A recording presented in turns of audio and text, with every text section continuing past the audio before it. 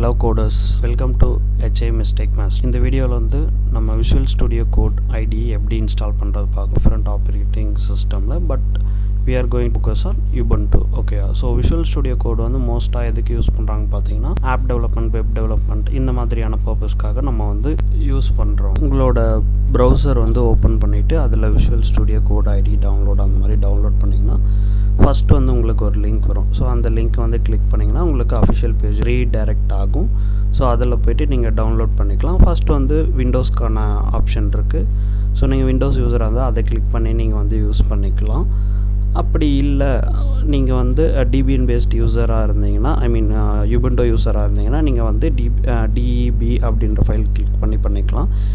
இல்லை red had அந்த மாதிரி யூஸ் பண்ணிட்டுருங்கன்னா அதர் ஃபைல் கிளிக் பண்ணிக்கலாம். இல்லை மேக் யூஸராக இருந்தீங்கன்னா நீங்கள் வந்து மேக் ஃபைலுக்கான அதை டவுன்லோட் பண்ணிக்கலாம். பட் இப்போ வந்து நம்ம என்ன பண்ண போகிறோம்னா டிபிஎன் பேஸ்க்காக பண்ண போகிறோம். ஸோ அதுக்கு வந்து நம்ம கிளிக் பண்ணி உள்ளே போகலாம். ஆட்டோமேட்டிக்காக டவுன்லோட் ஆகிடும். ஸோ நான் ஆல்ரெடி டவுன்லோட் பண்ணிட்டேன். ஸோ நீங்கள் வந்து டவுன்லோட் பண்ணி வச்சதுக்கப்புறம் உங்களோட ஃபைல் பாத்துக்கு வந்து நீங்கள் மூவ் ஆகிக்கணும்.